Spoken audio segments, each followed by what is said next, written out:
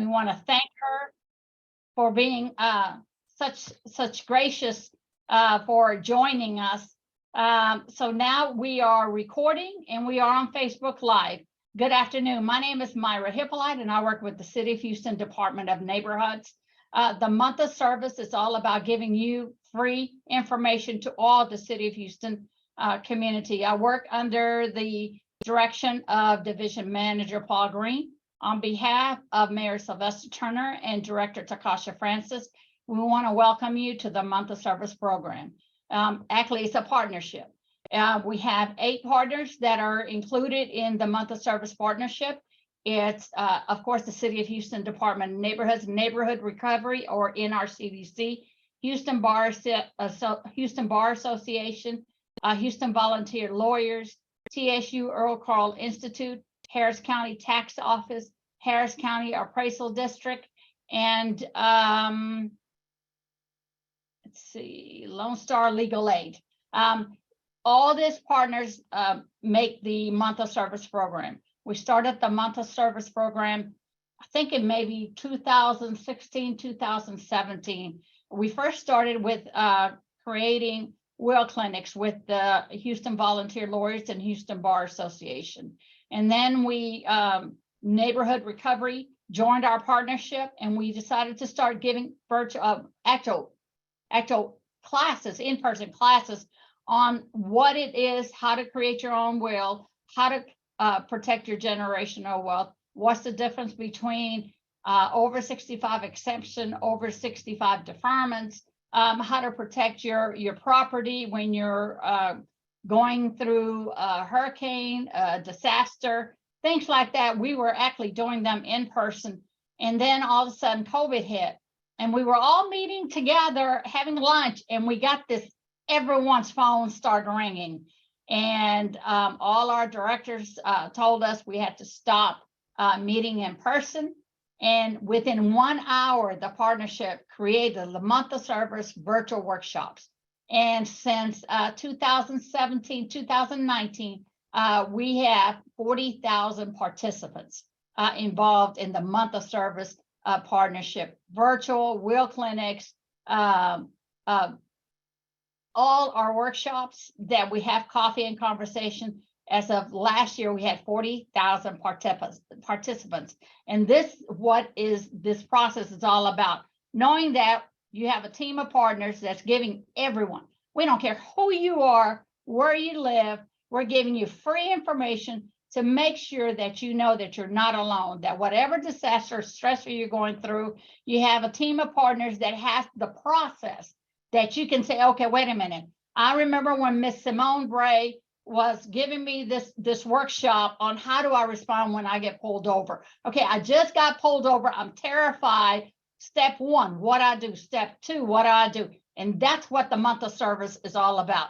And I know I keep telling you, just letting you know that, you know, whenever you're going through a stressor can be even when you're getting pulled over. A stressor can be when you just had a disaster, you had a hurricane, and you have to talk to your insurance agent and you don't know step 1, 2, 3. What do you say? What do you don't do? Do you appeal? You know, you're talking to FEMA, things like that. And we want to make sure that everyone throughout Houston, state of Texas, anyone that's interested in this information, which should be everyone, you have all the information in front of you. And here, with honor and pleasure, we are introducing Attorney Simone Bray. She is a volunteer with the Houston Bar Association. We're very grateful. She will be talking to you about how do I respond when I get pulled over. Congratulations and welcome, Attorney Bray. Thank you so much. Thank you. Good afternoon, everyone. I'm going to go ahead and share my screen now. Make sure y'all can see that. Can everyone see that? Yes. Okay. My name is Simone Bray.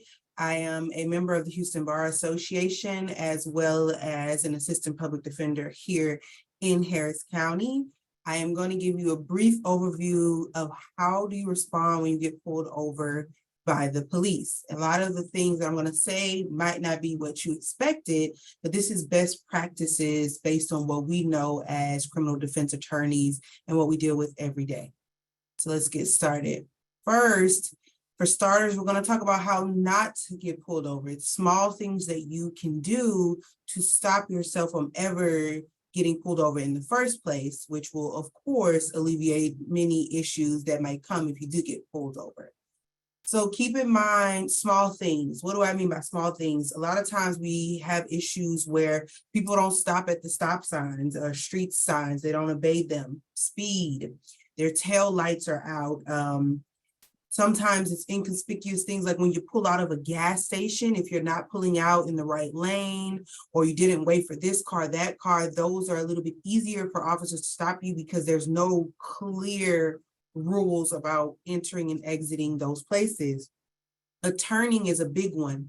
When you turn right, you have to turn in the rightmost lane. When you turn left, it actually doesn't matter based on the code, but a lot of officers believe you have to turn in the leftmost lane. So it's just better to do that when you're turning, and you don't think about it when you're turning, but those are the small things that we see in offense reports that are the reasons why people are stopped that lead to them later being arrested. Loud music, seatbelts, those small things that you don't really think about all the time is what officers use to get you pulled over and do more. The next thing is location, right? Where you are in the city of Houston or in Harris County will determine if there are more police presence or less. A lot of times we will see officers in certain locations where they're just sitting at a gas station, looking at the cars, and if they see a specific car type or something suspicious, they will then tail that car and wait for them to make a traffic violation to then pull them over. So keep in mind the location of where you are and also the car type. The type of car you have in relation to the location you are in. So a lower income neighborhood, and you have a brand new Mercedes-Benz. That puts officers on notice that something isn't right here in their belief. Now, of course, it might not be true. You might have just been, blessed and you went and got a new car. You were going to visit someone who lives in that neighborhood. It could all be very innocent, but it's the perception of the officer that you're thinking about. And what we see most often is those are the times when those cars are getting pulled over. Of course, the time of day. If it's 1 a.m., 2 a.m., 3 a.m., and you're out joyriding, you have loud music on, we a lot of times see people getting pulled over and the time of day being put in the office report about why their car was suspicious. So as I put at the bottom, it's not fair, it's not right, but it's the truth of the matter of why some cars get pulled over. These little small things that you might not be thinking about all the time. So the officer's behind you, his lights are on. What do? First, start to slow down, put on your hazards. This lets the officers know, hey, I see you, I'm complying, I'm not trying to get away. If you need to turn or whatever, put your turn lights on. And so you're getting to the place where you can stop. By doing this, you're letting the officer know that I am listening to you. Don't get any ideas that I'm evading. Once you're pulled over to a place that's safe, turn the car off. Why do I say that? Because officers tend to think that as soon as they get out of the car, you're going to jolt away. And so that gives you more time to get away. If you turn the car off, you're saying, I'm here, officer. What do you need? I'm not trying to leave. I'm here. And I'm not going to be able to go anywhere because I've turned my car off, right? If it's late, then turn on the interior lights in your car, the light above you, turn that on.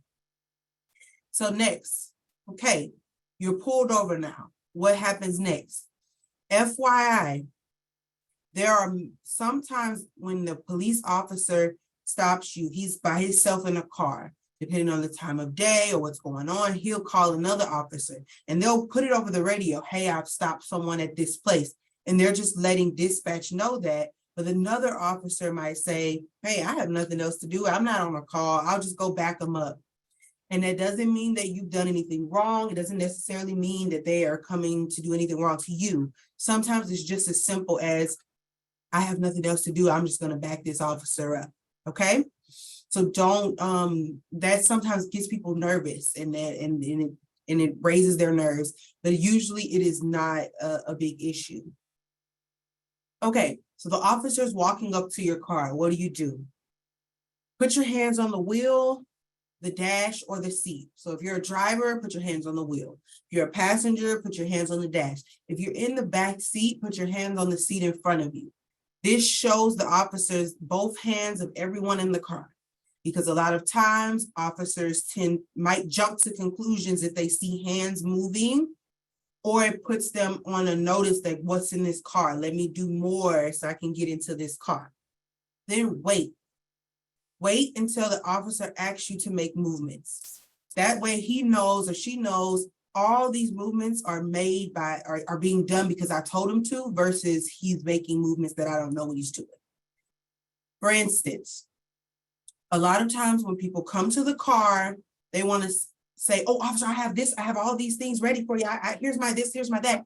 And if the officer is not understanding what you're looking for, it's a tense situation, he might jump to a conclusion that is incorrect.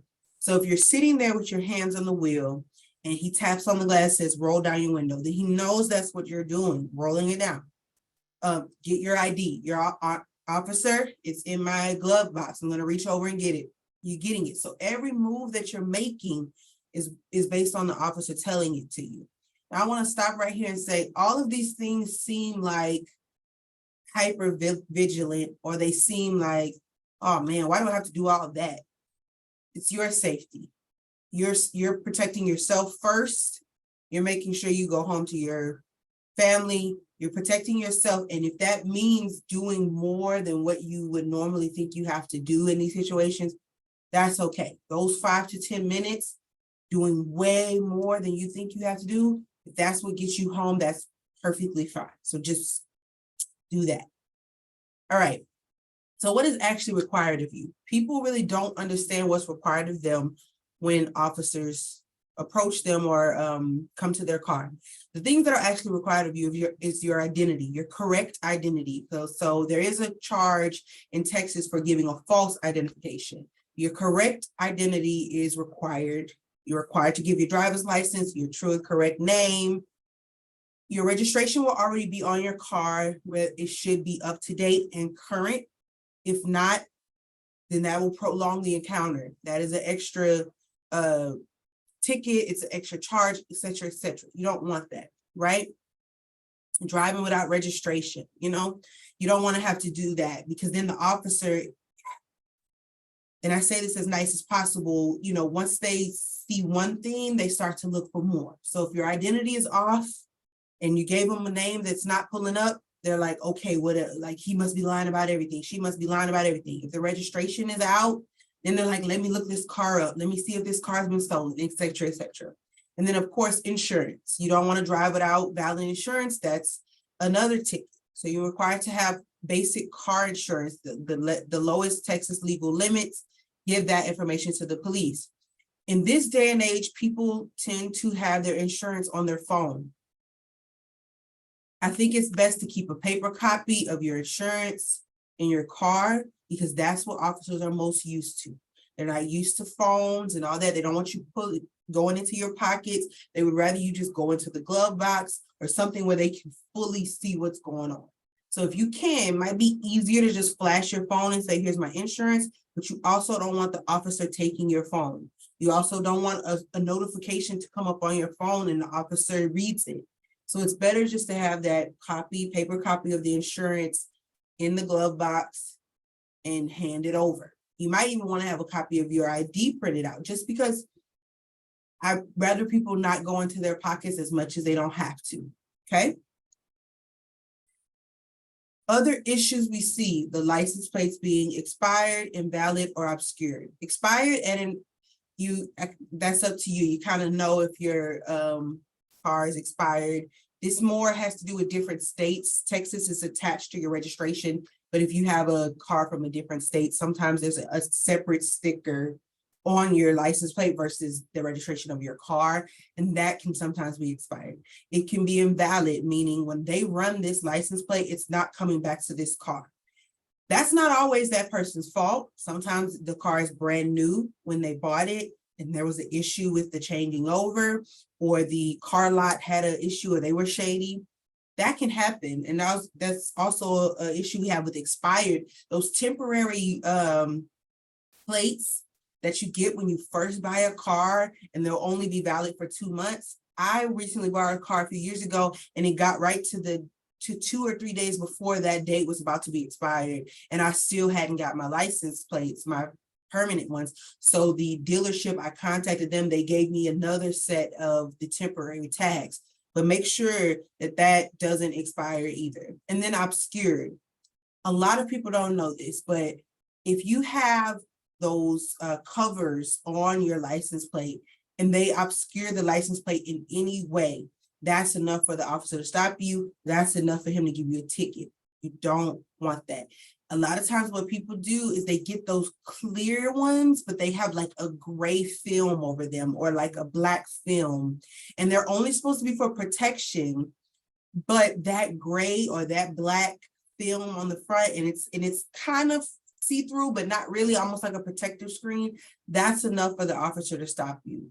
Another issue is not having the license plate in the front of the vehicle. In Texas, you have to have the license plate in the front and the back. Sometimes people will put them in the windshield. That's not good enough because the officer can say, I can't really see it. It's obscured in some way. It's harder for him to see, et cetera, et cetera. Put it on the front, put it on the back, make it work, okay? Lights not properly functioning, or they're out, or you don't use them, you don't use your turn signals and things like that. That can be something that we see with tail lights out, is something we always see as a reason for a stop. And then your demeanor. Stay calm. It's a high stress situation. It's scary. I know. Stay calm, stay respectful.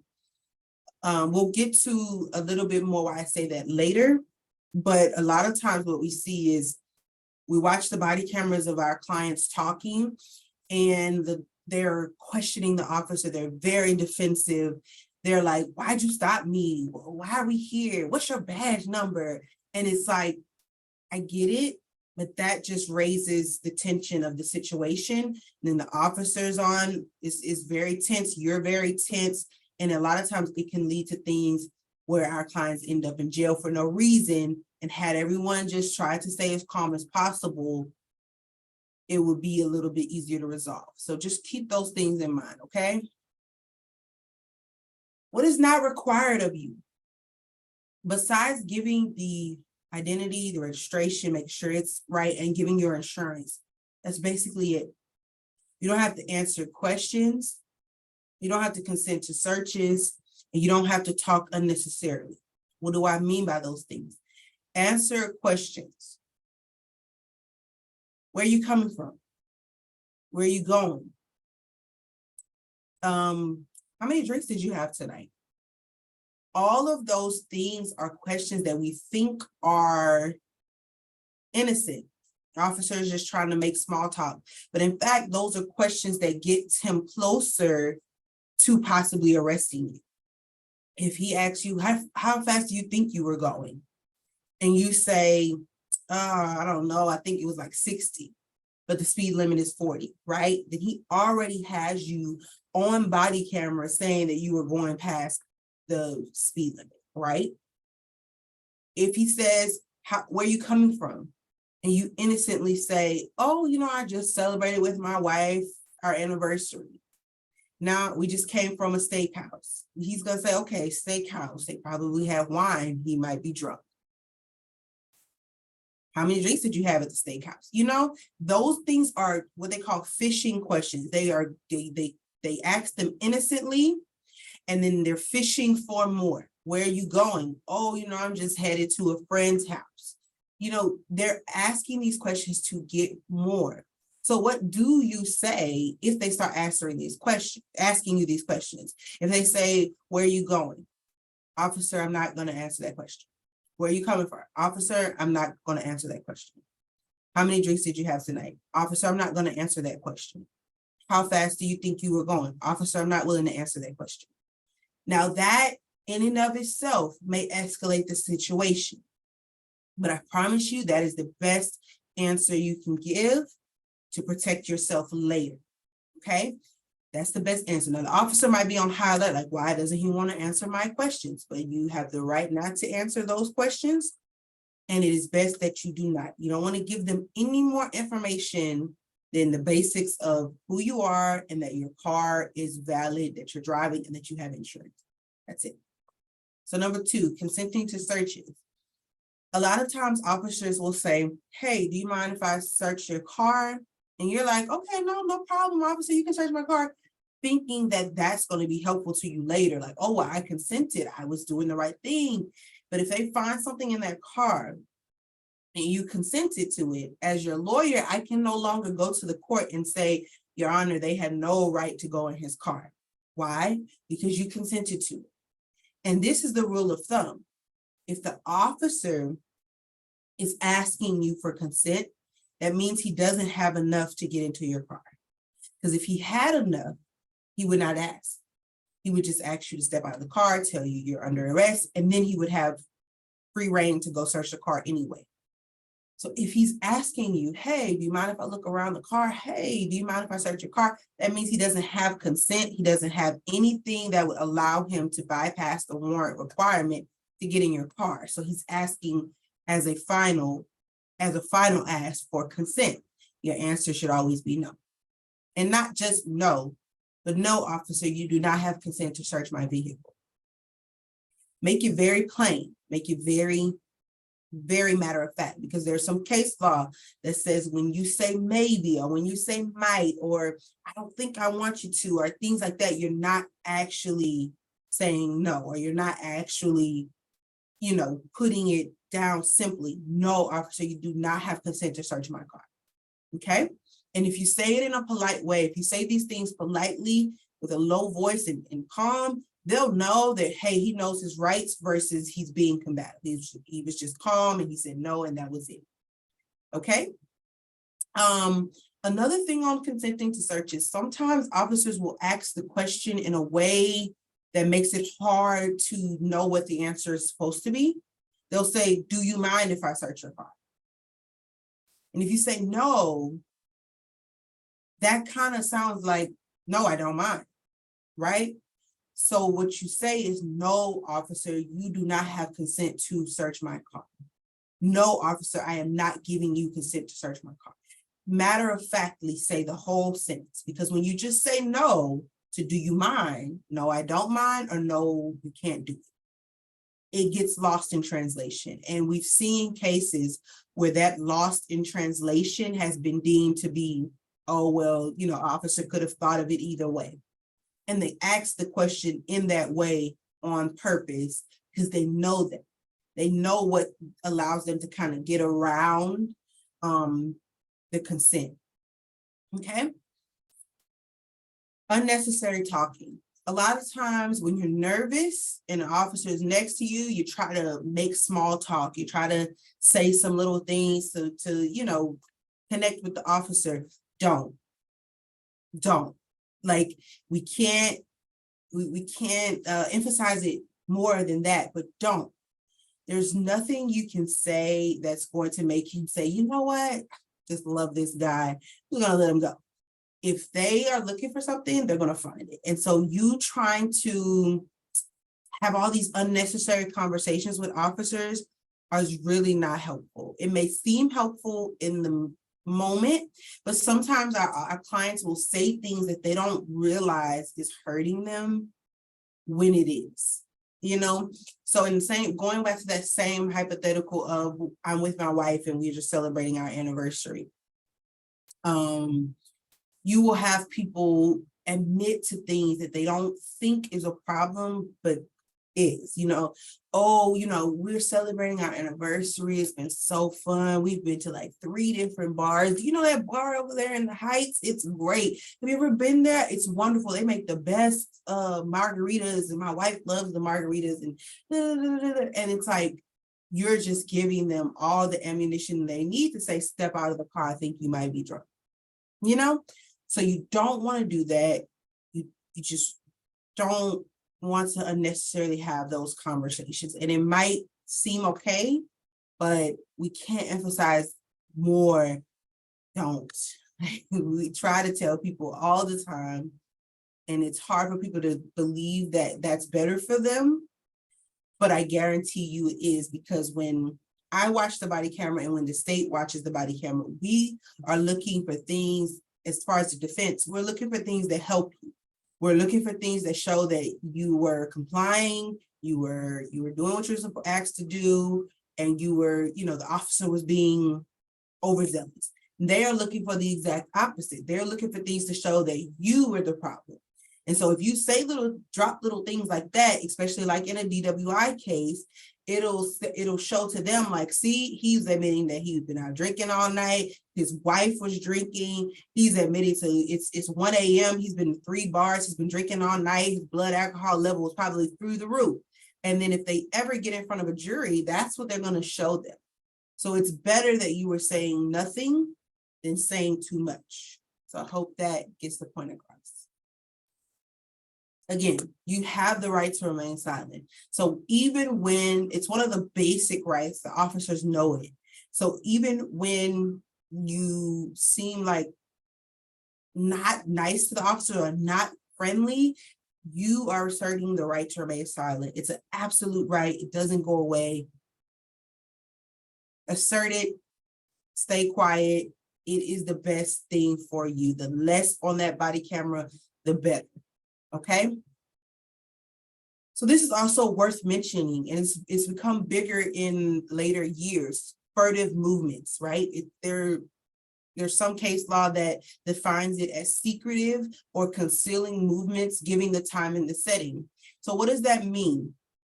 Officers will use 2 things in offense reports to try to justify their escalation of force. You have to realize officers get to do the bird's eye view, or the, what do they call, the armchair quarterback, right? They get to say, what happened? How can I make myself look better? So they say things like, and you just have to be very cognizant of your movements. 1, oh, this was a high crime area, or this is a high drug area. They use that a lot to justify stops. Another thing is this, furtive movements. So when you're in the vehicle, and that's why I said to put your hands on the wheel or the dash or anywhere, when you make movements that are quick, or you go into your pocket, or the officers coming up to the car and they can see the car moving and people moving a lot, they call those furtive movements. And so ways that I've seen it happen is I had a client who was the passenger, and he reached behind his back while the officer was approaching. The officer said those furtive movements was what made him believe that my client needs to step out of the car and be searched. And so that is how we go from simple traffic ticket to someone being in jail, right? And so this seems so, I don't know, it seems so silly to think that one little movement could end you up in jail, but it really could. So the best bet is to put both hands on the dash and let the officer coordinate the movements after that. Some case law says that furtive movements is not really enough to get to them there, but officers don't care, right? They go ahead and get you there, get you in jail, have to pay a bond, have to go to court, and maybe eventually down the line, your lawyer says, listen, this is not okay, and the case gets dismissed, but that's after you've gone through all of that. So the best bet is to just not do it in the first place. Put the hands on the dash, let the officers make the next step, okay? And if y'all have any questions, feel free to drop them in the chat. You don't have to wait till the end. I don't mind answering questions in the middle. Okay. Remember, this is all about the officer's perspective. Unfortunately, that may not be what we want to hear, sorry, but it is. It's about how the officer sees you at that time, how he sees what you're doing, how he's viewing your movements and your everything. And that might not seem fair, right? But that is what it is. It's what he's thinking about when he sees you, based on his perspective, based on what he's been through as an officer. And you have to realize these officers, a lot of times officers, they get a sense of protectiveness of the community. They want to protect the community. They want to stop the bad guys. And so they don't always go into every encounter thinking like, hey, I'm gonna just write this ticket and go home. They want that action sometimes. And it's sad to say, but sometimes they do. Of course, not all officers are like this. Some are just like, hey, I saw a traffic violation, give a ticket, bye. But some officers are really they're looking for more. They're looking for the action. This is what they signed up for. This is what they went to the police academy for. And so his perspective at the time might be different than our perspective. Our perspective is, listen, I'm trying to get home. I was driving a little too fast. Give me my ticket and go home. His perspective might be, why is this person leaving away from this high crime area with such a fast speed? Did he do something he wasn't supposed to do? Right? I have a question. What if the officer asks for your ID and you have to reach in your pocket or back seat? Is this a furtive movement? So that's a great question. That's why I tell people, let the officer tell you. So, hey, you have your hands on the wheel. Let's say he says, I need your ID. You say, officer, my ID is in my back right pocket. Do you mind if I go into it and get it? Officer will say, go ahead. And so he knows that next movement is there. So it's not a furtive movement if the officer is telling you to make the movement. It's a furtive movement if he's not telling you and he sees you making these movements and he's like, what is he doing? That's when it becomes furtive. And it might not even be furtive, but again, it's the officer's perspective. Is it furtive in the mind of an officer at the time? That's what you really have to think about when you're thinking about your safety against a police encounter, right? So no, that wouldn't be a furtive movement, especially if you tell the officer where it is and ask, can I get it? Now, some officers, and I've had this happen to myself, they'll be like, why don't do that? Like, I'm not that type of officer. Like, come on, like, I don't care. I would rather be ultra formal with you than to be not formal enough. And so even if they say that, like, oh, lay off, I'm not that type of officer. Say, officer, I totally understand that, but I don't know you, you don't know me. So like I said, my ID is in my back right pocket, in my wallet. Am I allowed to take it out? And so, yeah. Next. So you might, like I said, you might be reaching, this is a great segue. You might be reaching into your console to get your ID, right? Because it's in there. You always leave it in your middle console. Every time you get off of work, you pull everything out of your pockets, put them in your middle console. But this is what the officer might be thinking, right? He might have had a situation before where a gun was pulled on him in this same exact situation, where someone was just like, oh, officer, you need my ID, right? And they just start digging without, asking. And that might have been what they pulled out. And so he has that trauma or that experience. And for him, it's an automatic trigger for him. And he makes the wrong movement towards you. So you say, your officer, my ID is in my middle console. Do you mind if I go into my middle console, get my wallet and get my ID out? And that way you signal to him what you want to do. He knows, he's watching. It's not done really quickly before he can know what you're doing. You're telling him, you're signaling to him. It's super, super effective. And sometimes officers feel better about that respect that you're giving them. And a lot of times citizens are like, I don't want to give them, like, they don't deserve it. I'm not going to do it. Listen. For the safety of you, for the safety of your life, just do it. Just do it. Prioritize your safety first. Think safety first. Like, this is going to keep me safe. This is going to keep my family safe. If it's going to keep the passengers safe, fine, just do it, right? Versus what we see sometimes is that automatic attitude from our client to the officer. And that can just cause things to go really, really, really sour. So if being ultra respectful is what keeps you safe, then just do it, Okay. Now, if you feel like the encounter is becoming more hostile than normal, it's going from a regular traffic ticket to a more serious police encounter, you say, I am invoking my right to a lawyer at this time, and then don't say anything else after that. So a lot of times what we see, and I've actually never had a client invoke his right to a lawyer, but what we actually see a lot of times is our clients talking too much after the encounter has turned hostile.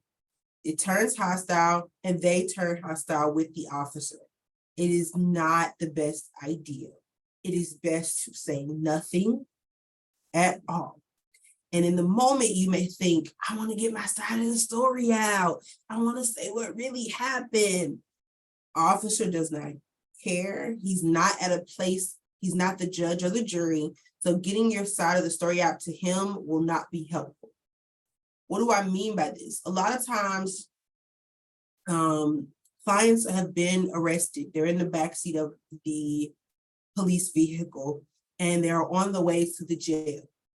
And the officers are talking to them and asking them questions and they are answering and they should not be, right? So man, why'd you have that gun in your car, bro? Like that's what the officer, right? And it's innocent to you, right? Why'd you have that gun in the back of your car, bro? That's what the officer asked you. He called you bro, right? So he's cool, right? He's not. He's just trying to get the information from you to say, I mean, yeah, man, that's my gun, man. I put it in the backseat of my car. Now you said ownership, you said possession. And there is a real argument there about possession of a firearm. Just because it's in the car with you doesn't mean you knowingly possess it. I've had a situation where a regular traffic stop, my client pulled out of a Shell gas station, and then the officer saw a gun on his floorboard after they stopped him, saying that he made a turn in not the rightmost lane. They saw a gun on the floorboard. They arrested him for possession of a weapon. We showed that one, this was his wife's vehicle. The only reason he was driving his wife's vehicle is because his car ran out of gas the night before. And by the time they woke up early in the morning, they had not put any gas in his car for him and he had to go to work. So she was like, just take my car. It's fine for the day. He never usually drives her car. This is her gun registered to her. They had the receipts. It was not stolen in any way. He didn't even know the gun was in the car. So he does tell the officer all these things. However, like I said, even though he told the officer his side of the story, he said, call my wife. She'll give you the receipt. She'll tell you it's her car, her gun. Like I didn't even know it was in the car. None of that helped him to not get arrested. He was still arrested. But once he told me, I talked to his wife, she provided me all of the documentation. We were able to get the case dismissed. But like I said, no matter how much you think talking to the officers are going to help you, if they feel the need, if they feel that they have enough to call the DA and the DA accepts charges, there's nothing you can say. And my client said all of these things. It's my wife's car, her gun, et cetera, et cetera. None of that helped him. He still went to jail. So like I said, once it gets to that point, just say, I'm invoking my right to a lawyer this time. They can no longer question you. And they shouldn't really be questioning you anyway and without giving you your Miranda rights, but they do. A lot of times, every question they ask you, where have you going? Where have you been? Why is that gun in your car, man? Bro, why you have drugs in your car? Like, you think those are innocent questions, but they're not supposed to ask you those questions unless they've read you your Miranda rights, especially the last few. The first few, like I said, are just fishing expedition questions. Where you going, where you coming from? But once they found something on you, they're arrested you, those questions after that are only supposed to be after Miranda, but they won't Mirandize you. So most of the times they won't, because it takes them too long to sit there and go through all that. So they'll just start asking questions just naturally, and you're naturally inclined to answer them. Don't answer. And at that point, when it's hostile, you don't even have to say, I'm not answering that. Just don't say anything. After I am invoking my right to a lawyer this time, don't say anything. They can ask you 20 questions. Don't say anything. Just sit there. It's okay. What is hostility? You don't know. Like, when does it turn hostile? When they start questioning you a lot. When they start asking you lots of, hey, do you have a criminal history? You have a record? Where you coming from?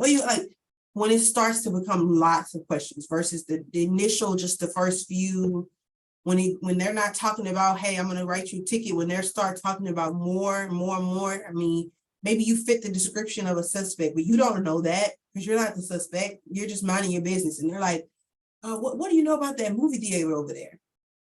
And you don't know that you're a suspect for, you look like a suspect from a shooting at the movie theater. And you're like, oh, I just saw the Little Mermaid over there with my daughter the other day.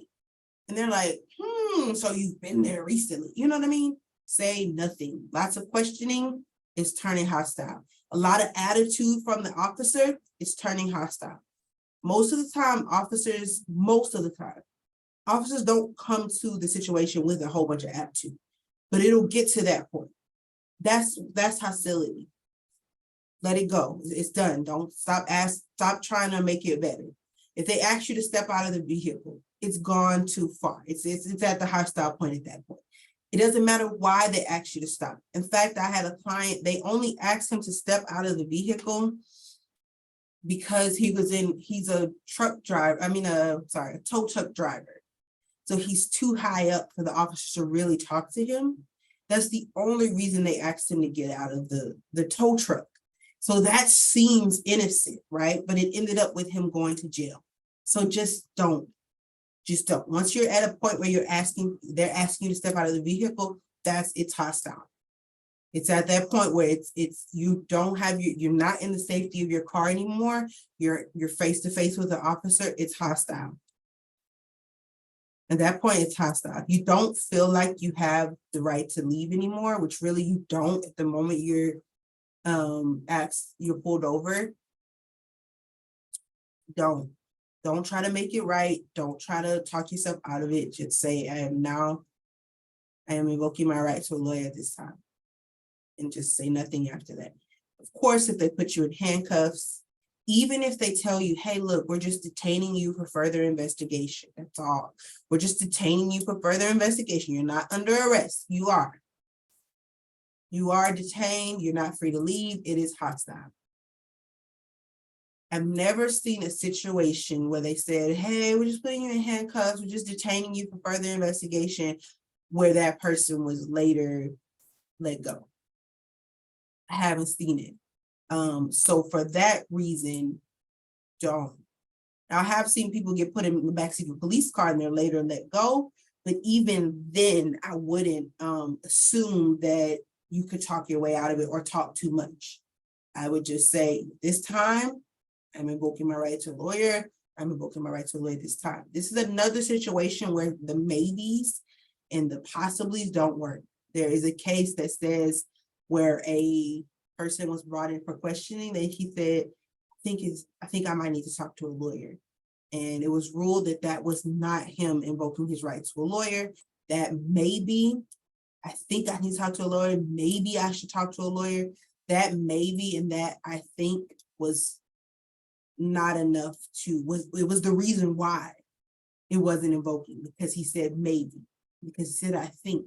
He was not unequivocally saying, I am invoking my right to a lawyer at this time. And so the officers kept questioning him, and the Court of Appeals and the Supreme Court said that was okay, because he did not unequivocally assert his right to a lawyer at that time. He kept it, he wavered on it. Maybe I should talk to a lawyer. I think I should talk to a lawyer. You have to be unequivocal. Okay, so we talked about hostility. Here are a few other considerations. Recording the encounter. So a lot of times you might want to record just for your safety, or your passenger might want to record. And we know how beneficial these recordings have been in the past decade or so for proving the other side of a police encounter. Be very careful. It is legal to record. It is legal to photograph the officers. However, be very careful with that. A lot of times when you tell officers, hey, officer, I'm recording this, they turn very hostile. I don't care, so record it. You know what? Step out of the car. Because they don't always understand your rights of recording. You do have a right to record. They don't understand that sometimes. Sometimes they don't like for you to record. Like they know you have the right to do it. They don't like you. And so they'll ask you to step out. And once you're asked to step out of the vehicle, like I said, it is hostile at that point. It is not at the same place it was at when you were just pulled over. So if you want to record, it is legal to do so. I would just be very careful with doing it. Sometimes what I've seen, I had a client do this. He recorded, but he put the phone in his, like, not the middle console, but the cup holders. And what he did is he recorded before the officer ever got to he pressed record before the officer got to his car. Again, I wouldn't advise it, but that is what he was able to do. As he was pulling over, he pressed record right then. I had a client who was on the phone with a girlfriend at the time. She recorded the audio of what was happening with someone else's phone. Like she was with some other people and she was like, hey, record. I'm on the phone with my boyfriend, he's being pulled over. So he recorded, that person recorded the audio of what was happening with his girlfriend. And our client told the officers, hey, my girlfriend's coming through the radio speaker, she's recording this. And they were like, okay, that's fine. But I would be very careful with that. It's a double-edged sword. It can help improving what happened, but certain officers get very hostile when you let them know you're recording. So there's that. And that's the thing. It's legal for you to record. They're not allowed to ask to see the recording. They're not allowed to delete it from your phone, but that doesn't mean they won't do it, right? They're not allowed to.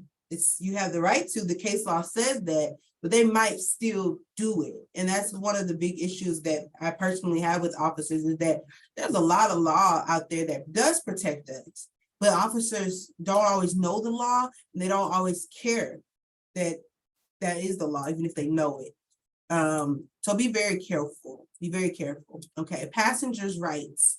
Your passenger does have a right, or you as a passenger, you have a right. So if something happens where you as a passenger gets arrested after a traffic stop, and you thinking, oh, well, I'm just a passenger, so I can't challenge the legality of it. So I don't really think he had the right to stop us, because I mean, we were only going 20 and he's saying, we were going 60, or we were only doing X, Y, and Z. We did turn into the rightmost lane. And you're thinking, well, like as a passenger, I can't argue that. You can't. So there has been case law that says a passenger is seized, he's detained just like everybody else is detained, just like the driver. The driver can't leave and the passenger can't leave either. And if that's the case, then either party can challenge the legality of the stop. If there's something wrong with the way the officer stopped you all, you can, as a passenger, challenge that. And don't let people tell you can't, because I recently had a case where I was challenging, I recently had a case where I was challenging the stop of my client was a passenger, and I was challenging the legality of the stop because they said that our client did not stop. I should have put this in the earlier thing, small things, did not stop at the line. And if you have a red light, there's a line, you're supposed to stop behind that line. But the actual statute says at that line. What does at truly mean? Can I be right at it? Do I have to be behind it? So they were saying, oh, the car didn't stop at the line. There's no proof of that.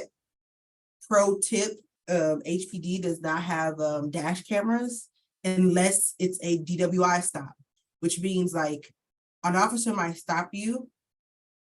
He's HPD. He thinks you're drunk. He has to call a DWI car to come. And that car has the dash camera on it.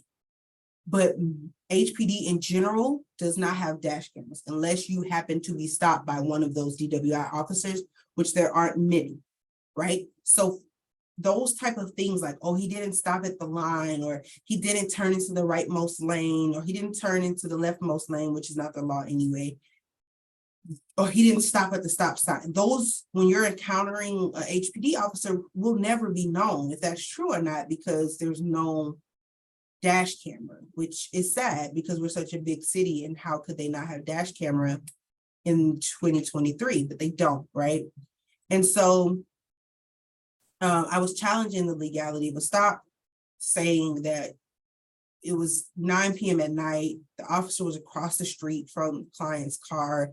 There's no way he could tell if the car stops at the line right behind it. Like, you can't tell that at 8 o'clock at night.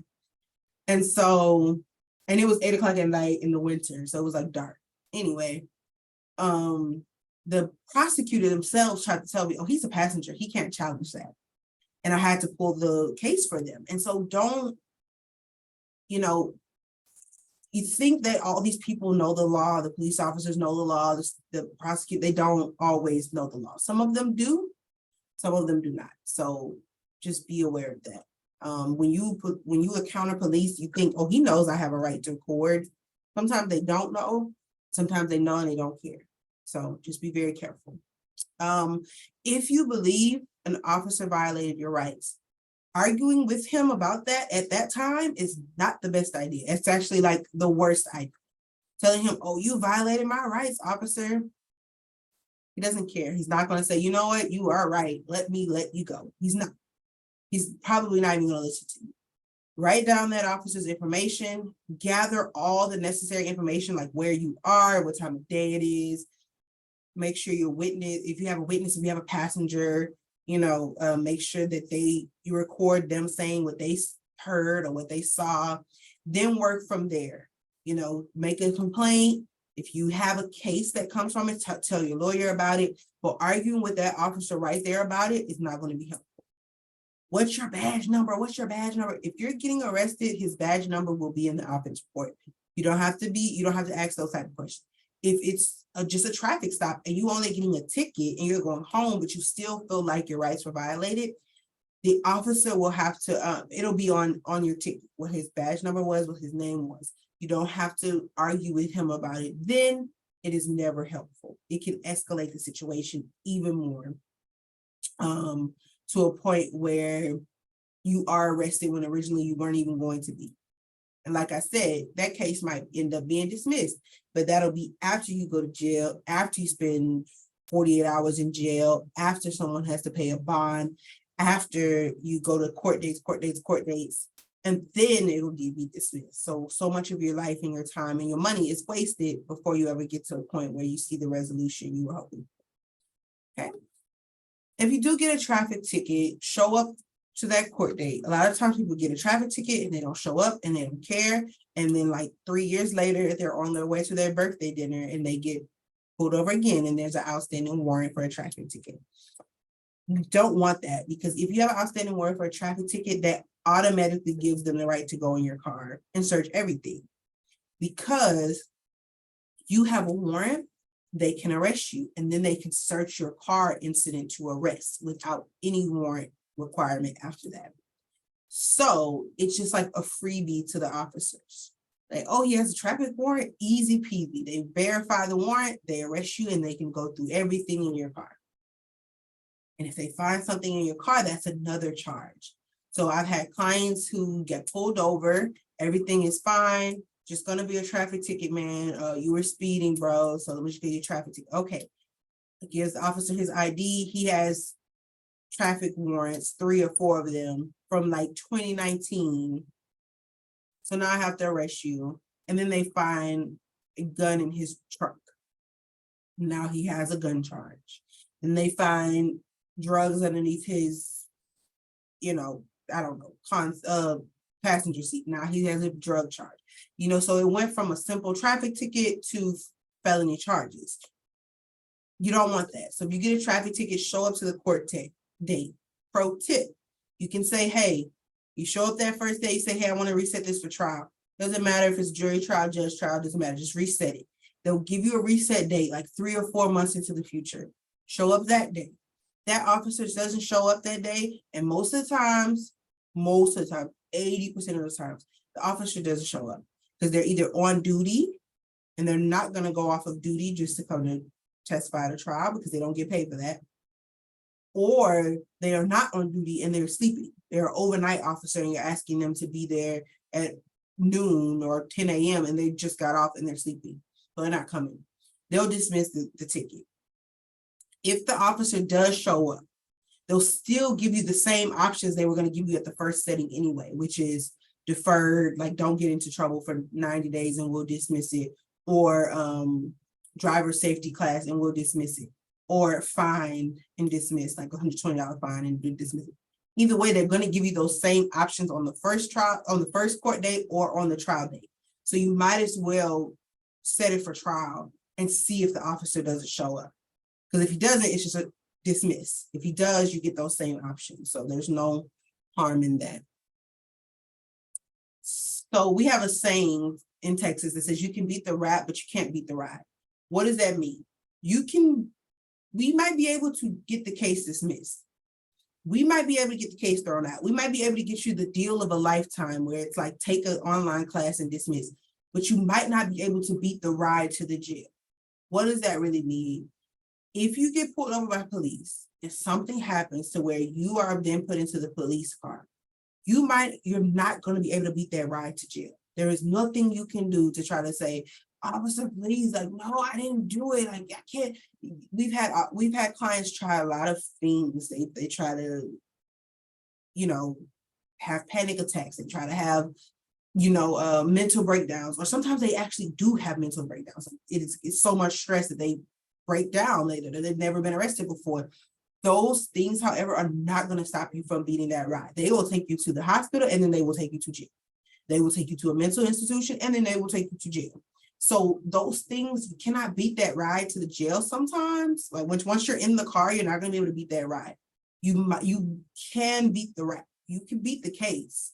So we tell clients that to mean that stop trying to talk yourself out of going to jail once you're at that place. Once you're in the vehicle, once the cuffs are on, once they say, hey, I'm gonna call the DA and see what they say, stop trying to talk your way out of it. And I say that as nice as possible, because you're only hurting yourself in the end. The least you say on that body camera, the better. So they didn't used to have body cameras, right? And so what you really said on that day, if you were saying a million things to the officers, the officer wouldn't really remember that, because just FYI, officers work like 8-hour shifts. So 10 to 6 is like 10 p.m. to 6 a.m. is a shift. And if I arrest you and if I encounter you at 3 a.m. and I end up arresting you, I might not write, as an officer, they might not write your report for until 8 a.m. the next day. And so that report, back before there were body cameras, it might have said one or two of those sentences that you said. He said he hates the police officers, and he said he didn't want to go to jail tonight. That might be all they remember. But now that there's body cameras, that still might be all they remember. But once we get the body cameras, we see everything you said. We hear it. We see everything. And so does the prosecutors. And so they will use every word you said against you. They will play it for their jury. They will say in their negotiations with us, like, have you seen the body camera? He said such and such, such, such. And we're like, okay, he was stressed. She just got off work. She's tired. Like, we have to make these excuses for you. And the state really doesn't care. They don't believe them. It's just better if we don't have to do that. Like he got pulled over. He gave him his information. He didn't say anything after that. It's much easier for everyone. Okay. If you do get arrested from a police encounter or a traffic stop, stay calm. And I know that's not easy to do. I work in the jail sometimes too, as a part of this job. We go and we represent people in the jail. And a lot of times people in the jail are very distraught, very agitated, very emotional. I get it. It's not a place you want to be, but try your best to stay calm. Don't try to talk yourself out of an arrest. I've told you why. It is not going to work. If you are in the backseat of the car, if you have the handcuffs on you, if they're pulling the stuff out of your pockets because they're inventorying what you have before you go into, you're past the point of talking. There's no point in talking beforehand, and it's definitely no other point in talking after. just don't do it. Just don't. Because like I said, sometimes you can say things that you think is helpful and it's not. Like for instance, I've had clients say, oh, my brother just wanted me to take that gun to the neighbor's house. That's not my gun, that's his gun. He just asked me to take it over to our neighbor's house because he had to go to work and that's the neighbor's gun. It's not my gun, it's not my gun at all. You think that is helpful, but you just said, you just admitted to possessing it. Like you had that knowing possession that you knew you were taking it from your brother to the neighbor. That intermediate was you and you knew about it and you knew you possessed it. You just admitted to it. Versus you say nothing, then I get on the case or another lawyer get on the case. They can prove that it's your brother's gun.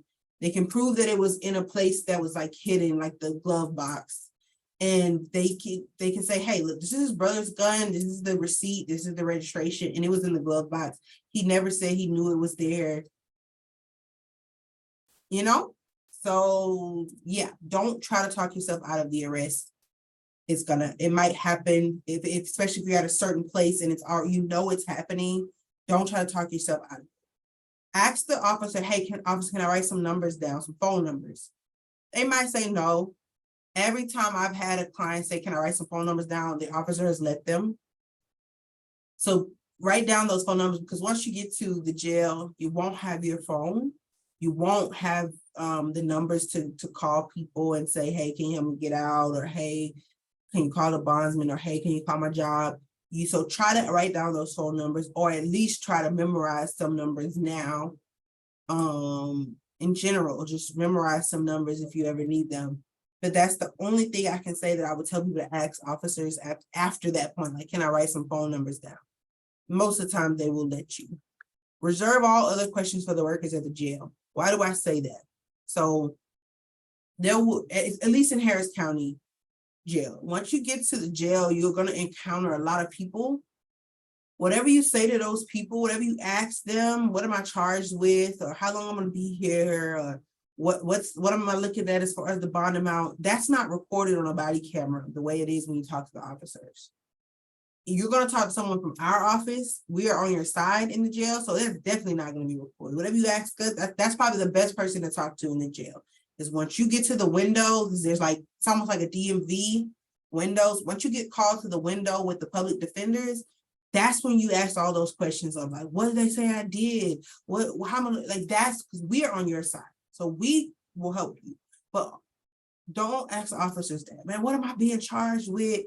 What's my bond gonna be? Man, you had clients say, man, I was arrested on this before. And it's like, like, just don't say something like that. So wait until you're at the jail, call people and tell them to look up the stuff, because there's a public records website where they can look that up and they can answer those questions for you. Like, what am I being charged with? What court am I in, et cetera, et cetera. Or wait until you talk to either the pretrial officers, they're pretty cool, like they, of course, not recorded, or the other public defenders who are there. Okay. Lastly, and I can't stress this enough, whatever you do, don't talk to the police. Besides those things I've told you, don't talk to the police. It's just much easier for you. And I've asked a lot of people in my office over the last week when I was preparing for this, if you could tell people one thing, like what should I say about police encounters, traffic stops, what should I say? What should I say? And everyone said, just tell them don't talk to the police.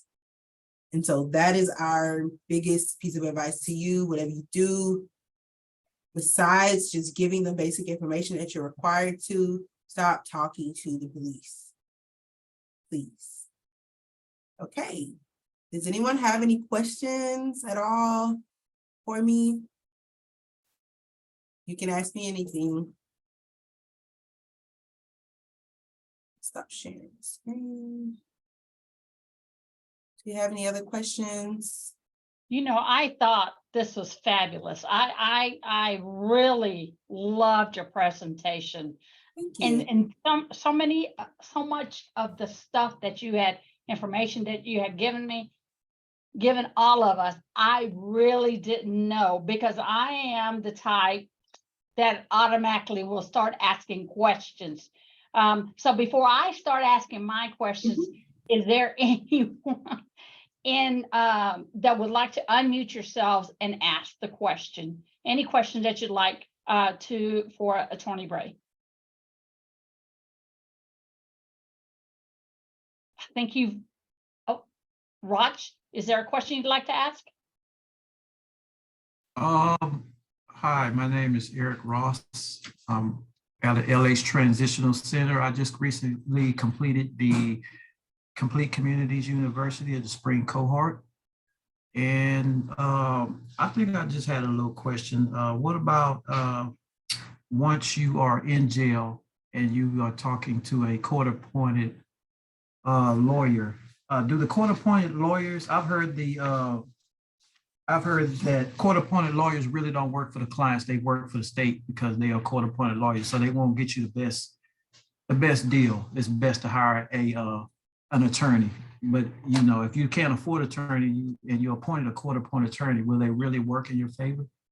Yes, so that's the question we get a lot. There's three levels or three categories of lawyers in the criminal justice system. There's the hired lawyer, which you would hire, you would pay money for.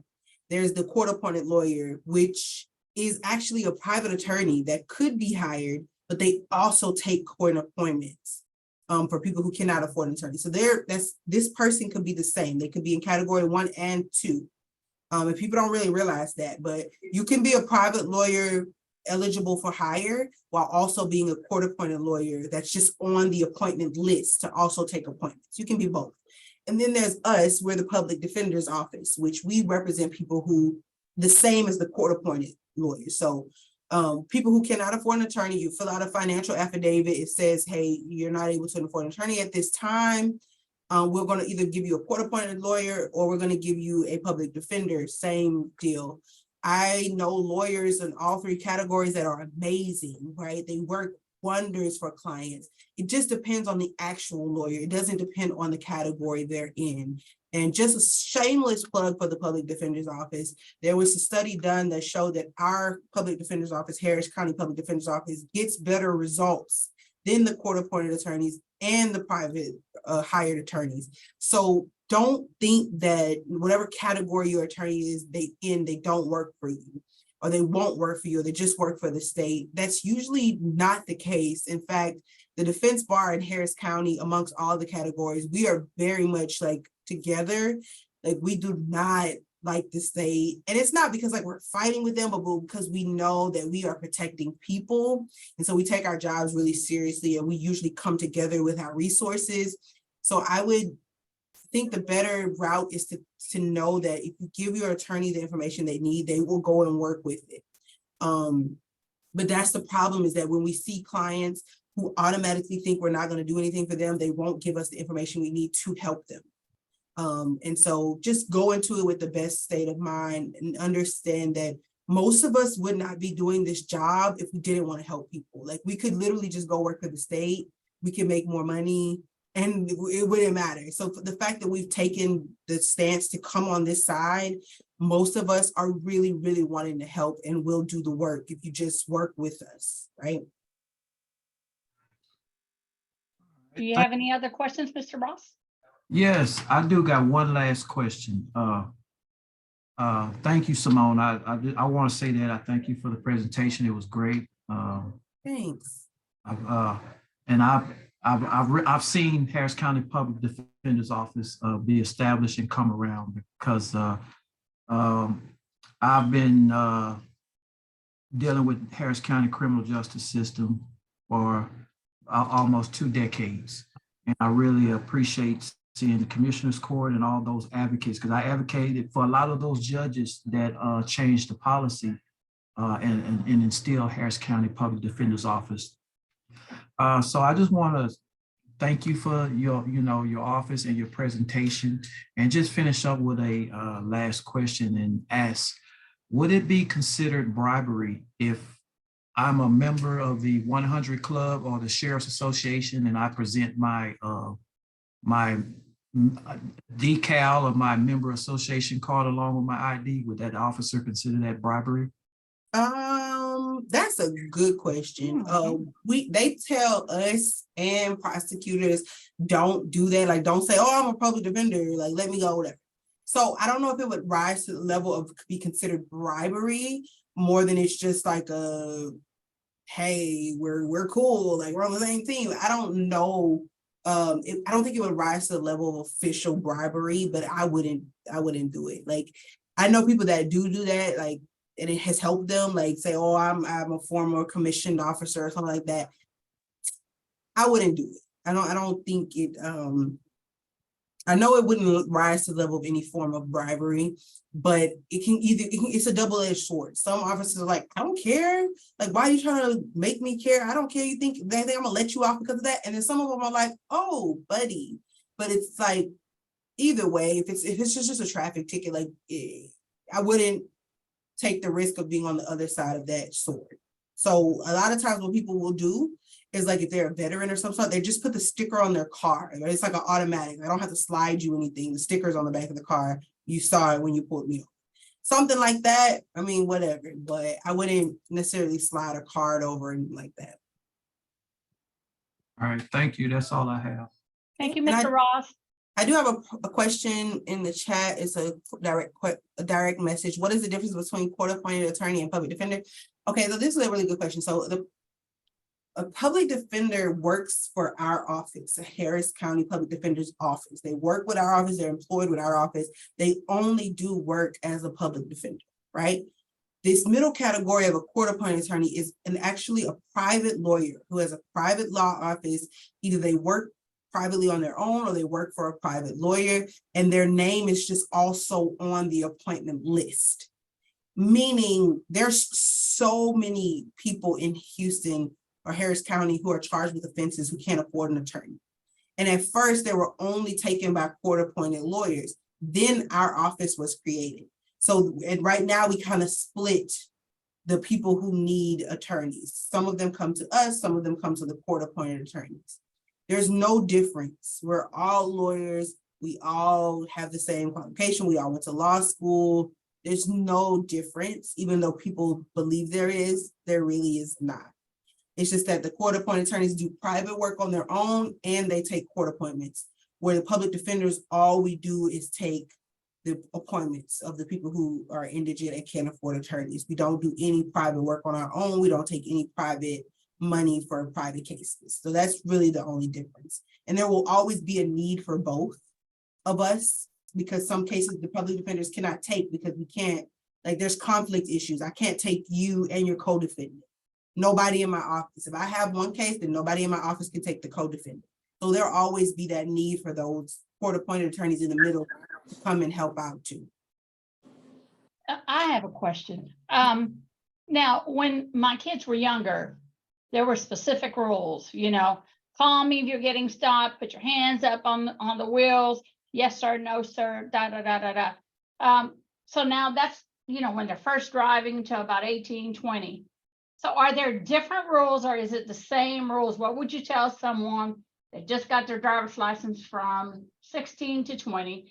And would you say something different when they got stopped from someone that were at the age 20 to 30, 30, 40, or would you say the same thing? This is what you do, one message to it all for everyone. I would say it to everyone. A lot of times younger children need to know more they need to say less, right? If you want to call your mother or father because it just makes you feel better, I can get that. But I would also ask, you know, hey, officer, I'm 16, can I call my mom? And, you know, I don't think any officer is going to stop you. I think that would be a good idea for someone, especially if they're still a minor, 16 or below, or even 17. I would tell them maybe ask to call your parents, but that'd be the only difference in what I would say. After that, same deal. Keep the hands on the wheel, then ask. Because a lot of times when people are getting pulled over, they're like trying to do things and they don't realize, but if the officer has a dash cam or body camera or anything like that, they can sometimes narrate what's happening. Oh, he's reaching over, things like that. They'll be talking to sometimes there'll be two officers in the car and the other officer's like looking to see if you're doing things. And Harris County Sheriff, they do have dash cameras. So if you're like trying to pull over and you're moving around, you can sometimes see the car moving. Like I had a client pull over and switch seats. And you can see the car like doing this, and you see the shadow of you can see it. They don't think you can see it, but you can. So I would, like I said, put the hands on the wheel, say, "Your officer, I'm 16 years old. Do you mind if I call my mom and put her on speakerphone before we move any further?" "Okay, officer, my phone is right here. You can see it if it's on the thing or whatever, or if it's in your pocket. Can I reach for it and call my mom?" I would do that for younger people, but that's really the only difference. Everything else stays the same. And I love how you're saying that, because you know what? A lot of people think, okay, wait a minute, I'm going to start videotaping or I'm going to call someone. But I love how you say, keep your hands in the wheel. They're watching you anyway. So don't give them anything to narrate or say, hey, they were going for a gun or they were acting irregular. Just act your normal way. Just keep your hands in the wheel and say, yes, sir, no, sir. And then if you want to call someone, or if you want to say, hey, do you mind if I record you? Do it afterwards, not before, because now they're watching everything. And that's one thing a lot of people have to understand. They're watching you.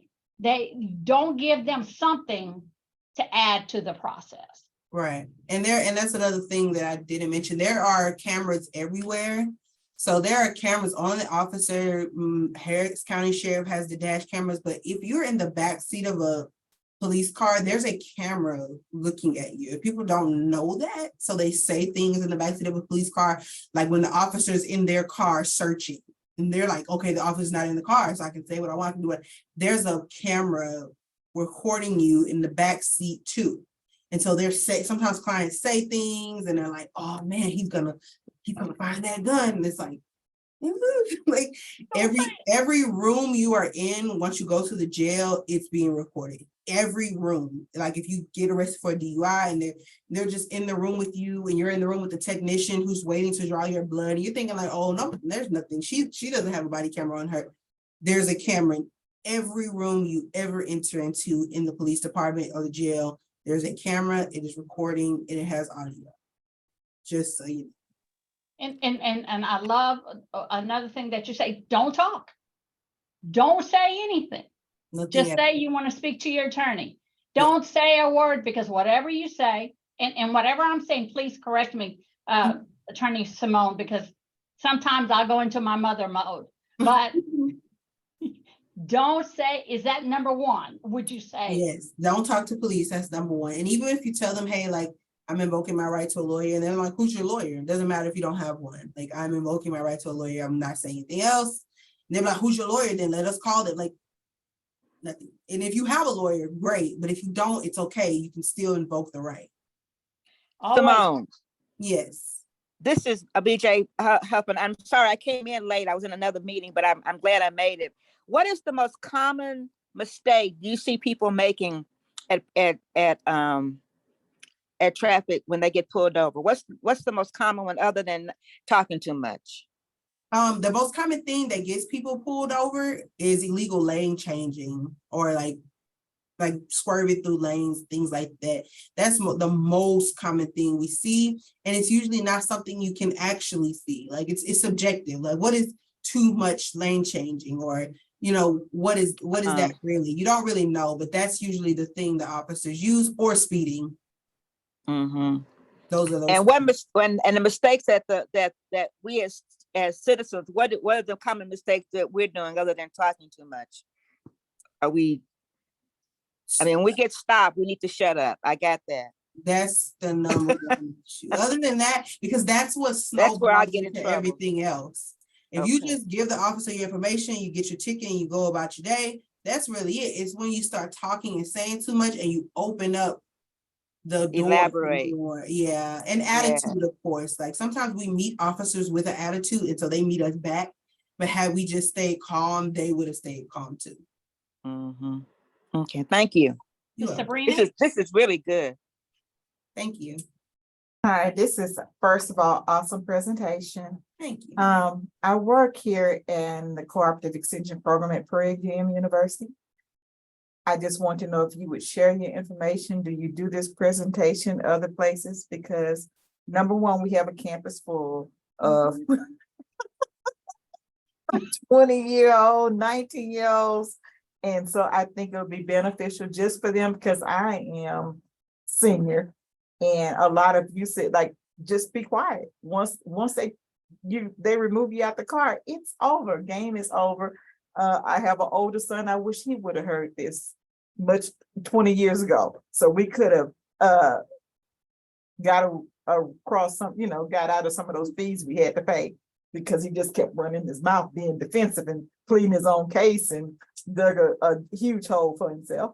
So And I went to Southern University undergrad in Louisiana. yeah. So yeah, it's an issue everywhere, but yeah, that Okay. did drop my information. I can do the presentation anywhere if you want me to. It's no problem at all. And you know, we're also recording, and Right. if you go to Facebook Live, if you go to our A Month of Service Instagram, if you go to our YouTube webpage, all our virtual workshops are there.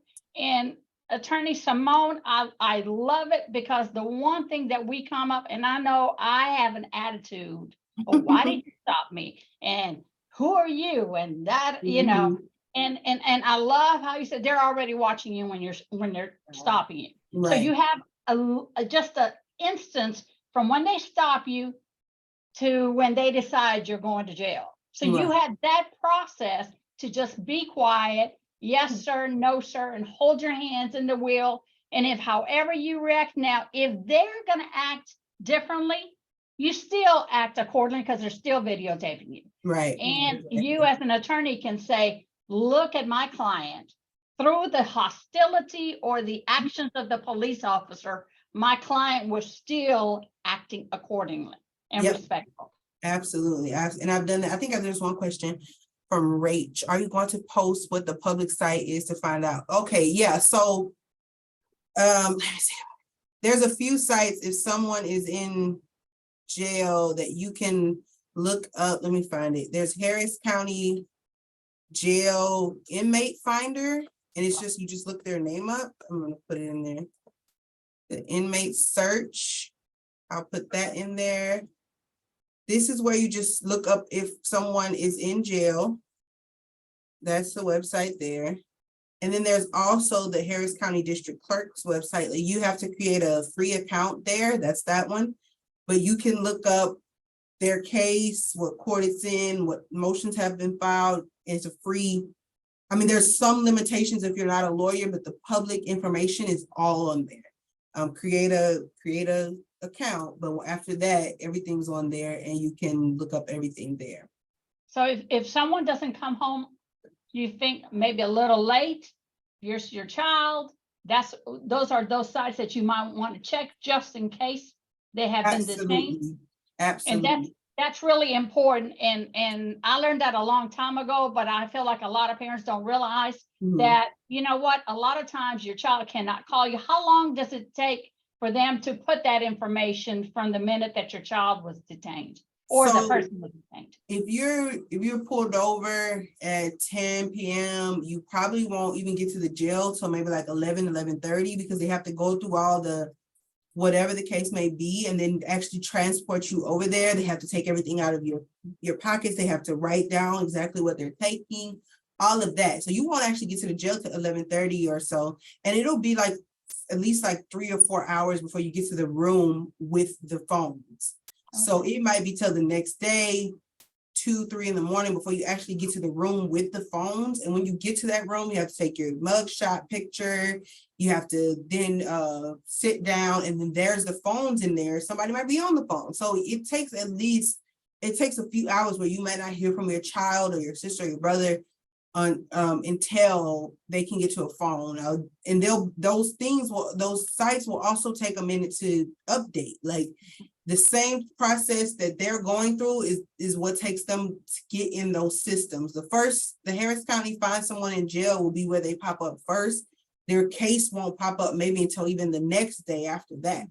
So they have 24 hours if they're being charged with a misdemeanor that they have to be in front of a magistrate, which is a judge, to set their bond within 24 hours. But for a felony, the statute is 48 hours. So they don't have to see the judge for 48 hours, so that's a long process. It really is. I think there's some more questions. Okay, what are the legal remedies to holding police accountable for abuse of rogue action, even though they have immunity power? A lot of times what we do I used to work for a firm. The only way to get around immunity is if they do something off the books that they were allowed to do. Everyone, kind of like a action where everyone was agreeing that it was okay to do this thing, and it's just like egregious and terrible. That's the only time you really get around immunity. Under that, though, a lot of times what you have to do is use the media. Use the media to bring light to the abuse or the rogue action. And it's sad because that shouldn't be the case. There should be some more official remedy. But what we've seen in the last few years is the media being the source to kind of get that word out there. This officer did something bad. And normally that officer would be able to sweep it under the rug. But once there's so much media about it or news about it, going to the news, going to message the news stations and say this thing happened and letting them write a story about it, that is what will get them held accountable just by sheer pressure from the outside. Is there a central website that covers all of the jailing jurisdictions? No. So what you should know is that you should look by county. Most people try to look up like Houston jail. There is no Houston jail, it's by county. So Harris County Jail is where everyone in Harris County goes. There's no Houston jail. Now there is a Baytown jail, and then they sit there for a little bit, but they eventually are transferred to Harris County as well. So any time you're looking for somebody in jail, look by the county, don't look by the city. It's usually not as there's usually not a good site for the cities, but the counties usually always have a good site. So just look up whatever city they were arrested in, look up what county that's in, and then look for that county's jail website. And let me ask you something, Simone. If I want to educate the community on staying alive, because we don't want to stop the police stop to start here and then escalate to where you're not alive anymore. And I know this is a process, but that's what we're educating the community about, is Right. staying alive also. Right. Right. What is step 1, 2, 3, 4, 5 to staying alive through that process? Whether you're right or wrong, still staying alive. And I think that's the biggest point. It doesn't matter if you are in the right or you are in the wrong. If the officer is so wrong, like he pulled over the wrong car, wrong person, you are totally innocent, don't fight it with him. That's the biggest thing. Step 1 is no matter if you are right or wrong, do not argue with this officer. Stay respectful. Do only what you're required to do. Here's my name, ID, here's my insurance, my registration's current, etc. And then be quiet. Because a lot of times situations happen and escalate because of like a issue with you and the officer. And the officer, unfortunately, he's the one who unfortunately has a gun on, right? I don't. I'll never have a gun on me, right? And even though I probably know more about my rights than he ever will because of the work I do, I'm not gonna fight him on these things. I'm gonna say, here's my information, officer. Here's my insurance, and that's it.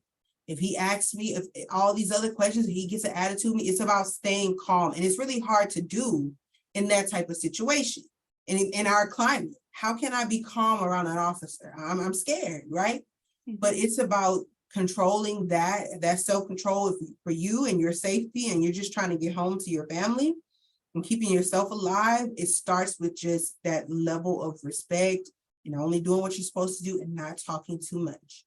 A lot of times we see people some of my clients have a lot of experience with officers. They've encountered officers their whole life, whether it be for good or bad reasons. And so they think that they have this level of rapport with them. You don't. You don't. They don't They don't care. They don't care that all of your family is police officers. And I think that's the point. That's the clients I encounter who have the most to say, is the ones who thought that the officers would be nice to them, or who thought, like, my uncle's a police officer. Like, doesn't matter. Doesn't matter. My uncle is the assistant chief of police in Garland, Texas. I'm not gonna tell the officer that. Doesn't care. That's not gonna help him not arrest me. So I think the best thing, and this where you start out to keep yourself alive, is don't talk. Don't have an attitude with the officer. Be more respectful. It's like talking to your mom or dad. And you might think, okay, he's an officer, he doesn't deserve that respect from me. Just do it so you can get home alive. And even sometimes, unfortunately, and even the nicest of people, most respectful, don't go home. But that is where you start off to get home. It's just be as respectful and kind as possible, even when you're asserting your rights. Don't say, officer, I know I have the right not to say anything to you. No, don't text me no questions. You say, officer, I will not be answering that question today. As nice and as honest and as respectful as you can be, so you can get home. I love that. Officer, I will not be answering that question today, and I invoke my rights to a lawyer. Yes. Respect. Watch what you're doing from the beginning. When you see those lights, they're watching you already. Now, there's a lot of great police officers. There are. Always understand that, but they also have to do a job. Mhm. And at times they're afraid they're in different situations, just like you and I. They're uncomfortable, and so are you. Right. So the best way to handle it is keep your hands on the wheel, be nice, respectful, but don't talk. Don't be too nice. Because a lot of times when we think we're being nice, we're giving too much information. That's correct. Because I chatter. So you're gonna get everything out of me quickly. Right. When now I've learned to shut up. Me too.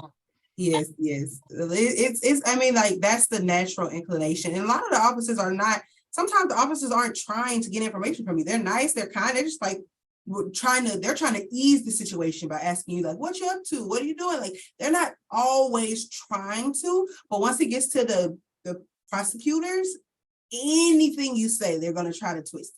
So it's like sometimes the officers have the best of intentions and they're not always trying to pry into your life, but you just have to protect yourself first. So you can't always give the benefit of the doubt and just start saying everything, because they might not even know that what you're saying is a problem, but the state does. And I've had situations where you might get booked on one charge and you go to court for that. But once we get the body cameras back, the state hears something and they bring another charge, because they're the actual ones who have the right to decline or to bring or not bring charges. It's the prosecutor's office. It's not really the police officers. They call the prosecutor's office and say, hey, this is the information I have. Do you accept charges? And they say yes or no. So either way, whether it be for the officers or for later for the state, just protect yourself as much as you can in the meantime. Are there any other questions before we say adios to Where the was the brilliant link? presenter? Where was the link in Facebook and Go to YouTube? Amos Houston on Facebook. Can you- AMOS. Can you put that in the chat? Yeah, I'll do it right Okay. now. And on Instagram, it's the same thing. AMOS Houston. If you can put that in the chat, I appreciate it. There we go. Yeah, if you go there, all our virtual workshops are on Amos Houston on Facebook, Instagram, YouTube. We're working on some TikTok, and Attorney Simone, you would be great at doing an amazing TikTok, because there's so much information that you're giving that just a regular person would need to know. Because I used to think by being friendly and kind and giving you whatever information you need was the way to go. But now I've learned I'm still going to be respectful, but I'm not going to talk as much or at all. Correct. That's the best way to do it. Any other questions before we go? Thank you, everyone. Don't forget that the Month of Service Partnership is all about giving back free information to the Houston, Harris County, state of Houston, state of Texas community. We want to let you know that you're not alone, and we have fabulous presenters, just like Attorney Simone Bray was today. If you have any questions, please don't hesitate to call us, and know that we're walking right by your side. And of course, we're not holding your hand, because it takes you to take time out of your busy schedule to attend and view our virtual workshops. That's how we handle it together as one team. Thanks, everyone. You guys have a great day and stay Thank you. safe. Thank you, Attorney Simone Bray. Thank you so much.